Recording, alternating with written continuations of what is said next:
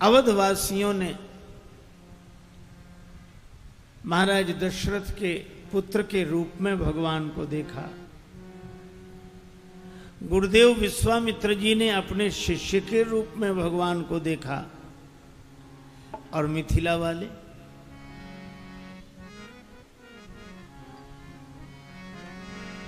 मिथिला के नतवा से बढ़ी गेले शान है। मिथिला के नाते हमारी शान बढ़ गई। मिथिला के नतवा से बढ़ी गेले शान है।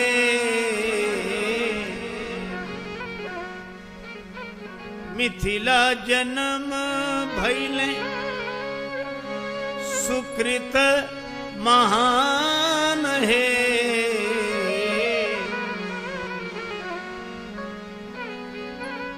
मिथिला में जन्म हुआ बड़े पुण्य की बात है, क्योंकि लाडली कृपा सो पवली श्री जानकी कृपा सो पवली ऐसे मेहमान है।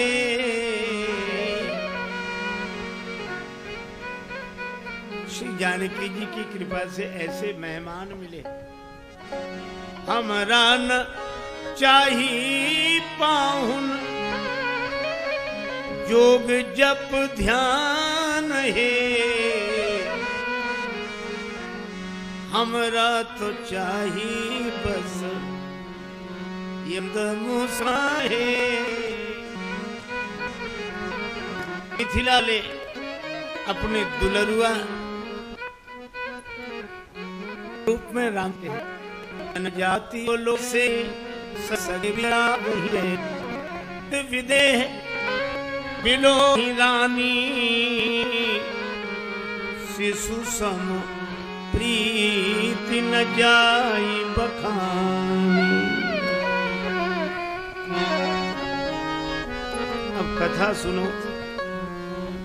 श्री जनकपुर में अकाल पड़ गया। बहुत दिनों तक वर्षा नहीं हुई। अब यह कथा कुछ संदेश देती है। जनकपुर में कई विशेषताएं हैं। पुर नर नारी सुभग सुचि संता धर्मशील ज्ञानी गुणवंता। पुर नर नारी सुभग सुचि संता धर्मशील ज्ञानी गुणवंता। धर्मशील ज्ञानी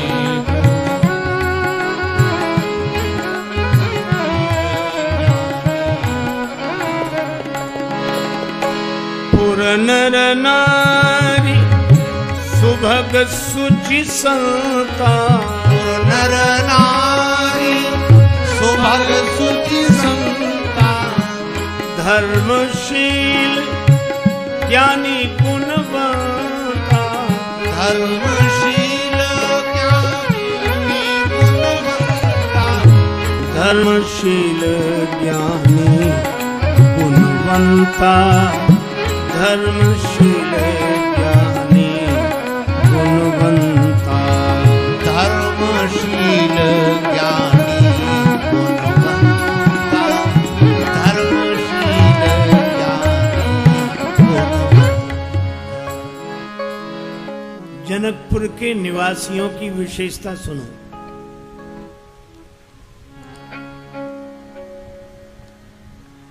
पुर नर नारी सुभग तन से सुंदर हैं, मन से सूची हैं, पवित्र स्वभाव से संत हैं, आचरण से धर्मशील हैं, विचार से ज्ञानी हैं और व्यवहार से गुणवान हैं। है? जहां इतने शुभ आचरण वाले लोग रहते हो वहां अकाल पड़ जाए, आश्चर्य। अकाल तो कलयुग में पड़ता है, कली बार ही बार दुकाल परे। पर जनकपुर में अकाल पड़ गया जहां इतनी विशेषताओं वाले लोग रहते हो। मानो ये कथा एक संदेश देती है कि जीवन में कितनी भी विशेषताएं हों, पर भगवान की भक्ति की वर्षा के बिना जिंदगी में अकाल ही पड़ा रहता है। जिंदगी रूखी सूखी रहती है, क्योंकि वर्षा ऋतु रघुपति भगति, भगवान की भक्ति ही वर्षा ऋतु है। जब बादल छा जाते हैं तो वर्षा होने लगती है। और इसी तरह मैं कह रहा हूं, दृग्बिंदु ये कहते हैं कि घनश्याम है दिल में, और घनश्याम न होते तो ये बरसात न होती। नैनों से प्रेम जल की वर्षा तभी तो होगी, घन बन के जब हृदय में घनश्याम आप होंगे। उन बादलों से वर्षा होती है। वर्षा ऋतु रघुपति भगति। और जनकपुर में वर्षा नहीं हो रही, ज्ञान का प्रकाश है, पर भक्ति की वर्षा नहीं हो रही। जनक जी गुरुदेव के पास गए। गुरु जी उपाय बताओ, वर्षा होने लगे, इस मामले को हल करना है। गुरुदेव ने कहा हल करना है तो आप महारानी सुनैना मिलकर हल चलाओ। अब यह भी कितना सुंदर संकेत है, किसी उलझे हुए मामले को सुलझाने को हम हल बोलते हैं कि हल करो, इस मामले को हल करो, यही हल चलाना है। और जनक जी अकेले न चलाएं, अपनी नित्य संगनी सुनैना सुविशेषण सूक्ष्म दृष्टि के साथ और सुमति की भूमि पर विचार का हल चलाएं, तो हल का फल कभी कभी घट से टकरा जाता है। अब घट शब्द में श्लेष है, घट हृदय को भी कहते हैं, घट घड़े को भी कहते हैं। विचार जब तक हमारे हृदय को नहीं छुएगा तब तक भक्ति प्रकट होगी ही नहीं।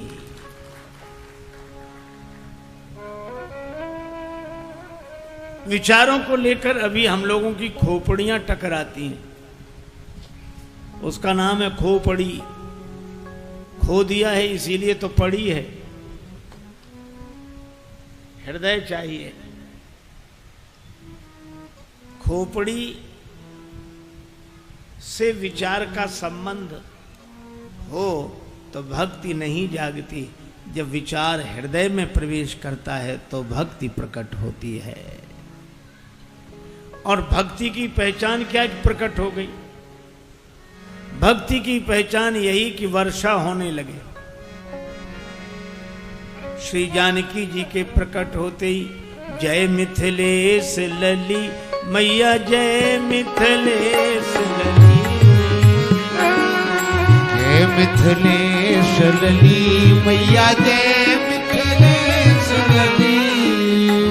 कृपा रावरी जा पर, कृपा रावरी जा पर था की भक्ति फली, जय मिथिलेश लली, जय मिथिलेश लली मैया, जय मिथिलेश लली।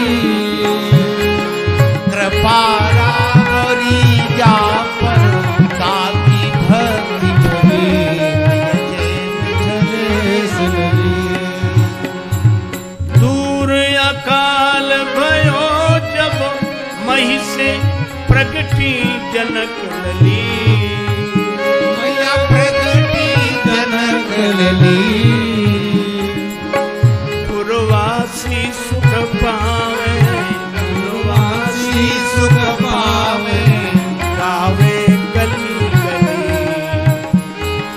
गावे गली गली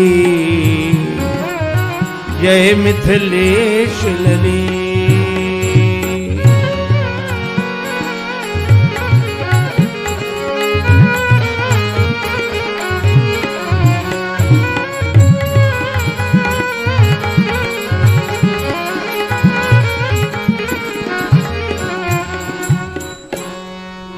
श्री जनक जी बड़े प्रसन्न हुए श्री जानकी जी को पाकर।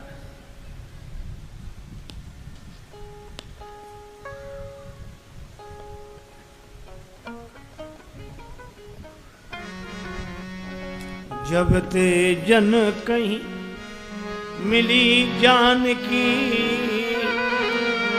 शांति वृत्ति नहीं रही ज्ञान की।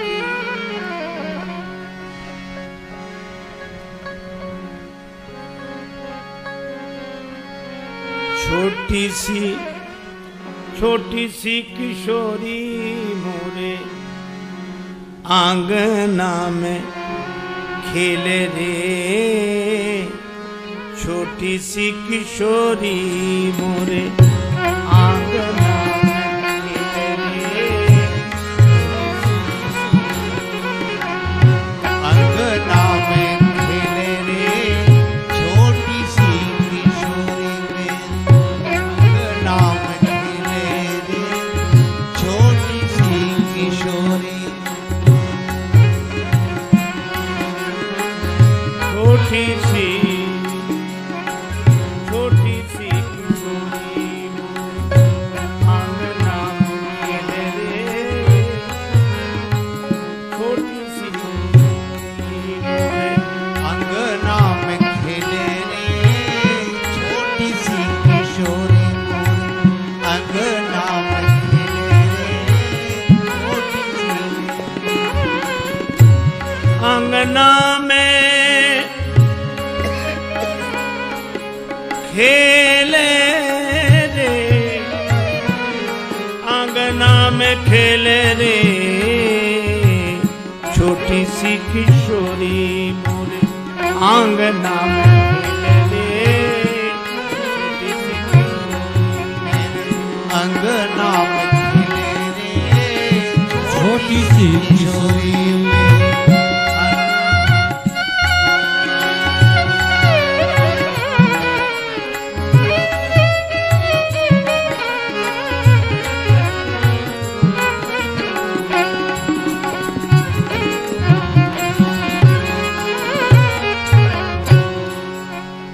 श्री जानकी जी धीरे धीरे बड़ी हुई। अब आंगन में क्रीड़ा करने लगी। अब हारते समय भगवान शंकर का विशाल धनुष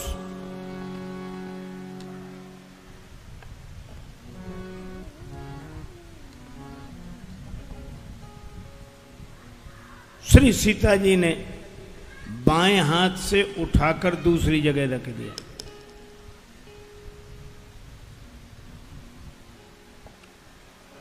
अच्छा एक बात बताओ, ये धनुष साधारण नहीं है, ये अभिमान का धनुष है। अच्छा संकेत बड़ा अच्छा है। धनुष के दोनों किनारे बंधे रहते हैं रस्सी से, और रस्सी को संस्कृत में बोलते हैं गुण, और जो गुणों से बंधा रहे वही तो अभिमानी है। गुणों से बंधा रहे।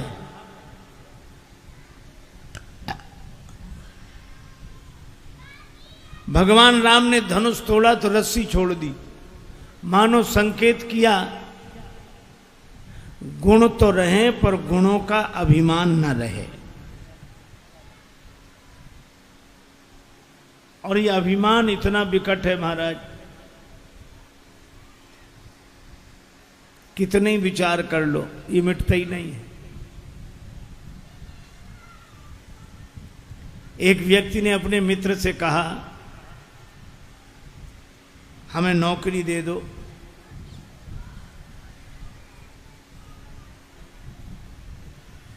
दूसरा मित्र बोला कि हमें तो नौकर की तलाश ही है, तुम ही मिल जाओ। काम क्या करना पड़ेगा? बोले और तो हम सब कर लेते हैं, सोच विचार में कच्चे हैं, हम विचार ही नहीं कर पाते। तुम विचार करके बताया करो, हम काम किया करेंगे। ठीक है, कितना रुपए महीने में दोगे? का 5,000। ठीक है, पर उसने उस नौकरी देने वाले मित्र से पूछा कि तुम क्या करते हो? बोला हम तो खुद नौकरी करते हैं।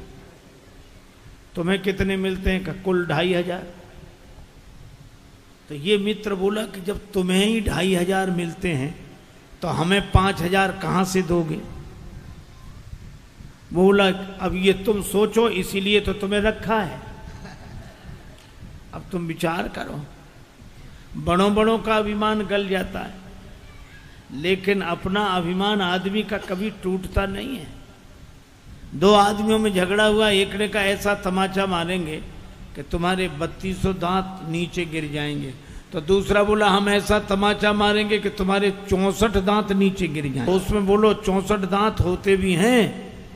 तो वो आदमी बोला हम जानते, दोनों झगड़े में तुम तीसरे जरूर बोलो। तो एक ही हाथ में 32, इसके 32, तुम्हारे 64 पूरे। अभिमान आदमी कभी अपनी गलती मानता ही नहीं। एक व्यक्ति कह रहा था काशी में बड़े बड़े विद्वान जुड़े, पर हमें कोई हरा नहीं पाया, कोई नहीं हरा पाया।